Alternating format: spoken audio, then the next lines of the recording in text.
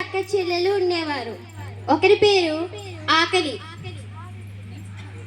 ఒకరి పేరు దాహం, ఒకరి పేరు నిద్ర, ఒకరి పేరు ఆశ. ఒకరోజు నలుగురు అక్క చెల్లెల మధ్య తీవ్రమైన గొడవ జరిగింది.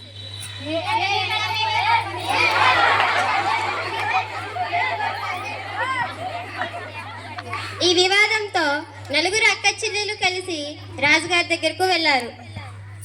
మహారాజా, నా పేరు ఆకలి. అందరికంటే పెద్దదాన్ని నేనే. అసలు నువ్వెలా పెద్దదానివి? నా వల్లే ప్రతి ఇంట్లో పొయ్యి వెలుగుతుంది. రుచికరమైన వంటలు నా వల్లే తయారవుతున్నాయి. ఇక పల్లెంలో సిద్ధమయ్యాక ముందుగా నేనే తింటాను. అందుకని నేనే పెద్దదాన్ని. సైనికులారా, ఇటు రండి. ఈ రోజు నుండి ఎవరు వంటలు చేయకూడదని రాజ్యమంతా ప్రకటించండి.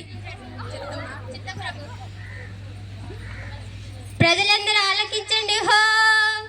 ఈ రోజు నుంచి ఎవరు వంట చేయకూడదు, ఎవరు పొయ్యి వెలిగించకూడదని రాజుగారు ఆజ్ఞ ఇచ్చి ఉన్నారు. హో!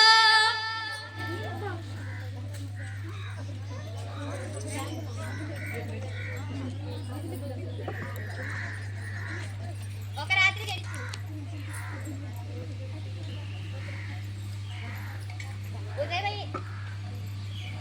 ఉదయమయ్యేసరికి ఆకలి బాగా వేధించింది. ఆహారం కోసం ఎక్కడ వెతికినా దొరకకపోతే ఇంట్లోనున్న ఆహారం, పాడైపోయినటువంటి ఆహారాన్ని తినాల్సి వచ్చింది. రాజా, చూశారు కదా, ఆకలి పెద్దది కాదు, ఆకలి ఓడిపోయింది. ఆకలి పాడైపోయిన ఆహారాన్ని తింటుంది, కాబట్టి నేనే గొప్ప. నువ్వు ఈ విధంగా ఎలా చెప్పగలుగుతున్నావు? నా వల్లే బావులు తవ్విస్తున్నారు, నా వల్లే కాలువలు కట్టిస్తున్నారు. పాత్రలో నీటిని నింపితేనే నేను తాగుతాను, కాబట్టి నేనే గొప్ప. సైనికులారా, ఇటు రండి. ఈ రోజు నుండి ఎవరు పాత్రల్లో నీటిని నిల్వ చేయకూడదు. చెరువులు, కాలువల వద్ద కఠినమైన కాపలాగా పెట్టండి.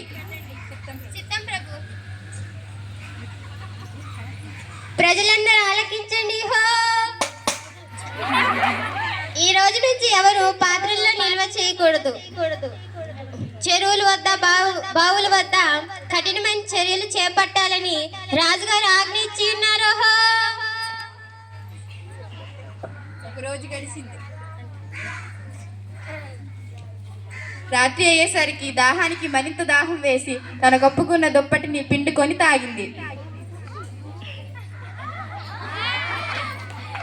చూశారు కదా మహారాజా, దాహం ఆకలి రెండూ ఓడిపోయాయి, కాబట్టి నేనే గొప్ప. నువ్వు ఈ విధంగా ఎలా చెప్పగలుగుతున్నావు?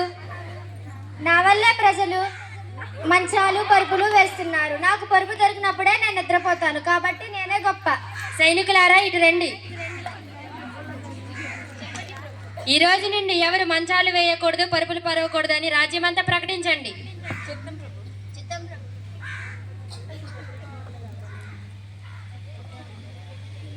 ప్రజలందరూ ఆలకించండి. హో!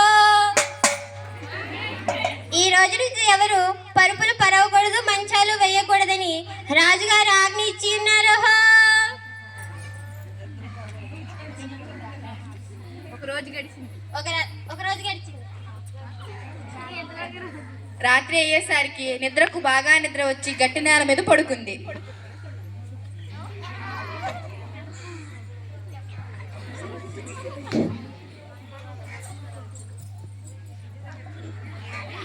చూశారు కదా మహారాజా, నిద్ర కూడా ఓడిపోయింది, కనుక అందరికంటే నేనే గొప్ప.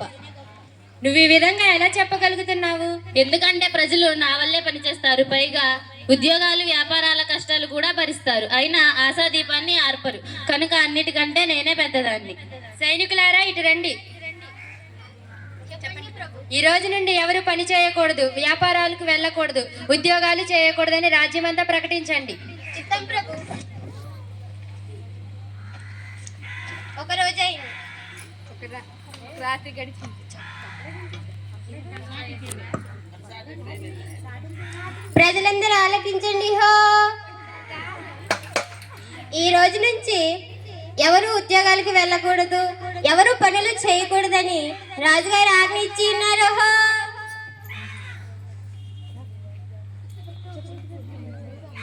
ఒకరోజు గడిచింది.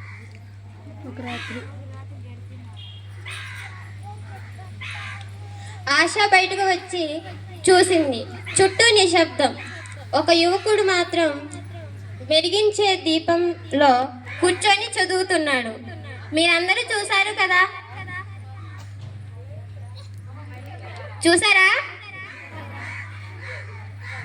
అలాగే మన ఆశలు కూడా నెరవేరాలంటే ఆశాదీపం ఉండాలి. ఈ స్కిట్లో సారాంశం ఏంటంటే ఎవరు గొప్పవారు కాదు, అందరూ సమానమే. ఎవరి పని వారు చేయాలి. ఎవరు లేకపోయినా అంటే ఈ ఆకలి, నిద్ర, దాహం, ఆశ ఈ 4 లేకపోయినా మనిషి జీవితం గడవడం చాలా కష్టం అవుతుంది. Thank you.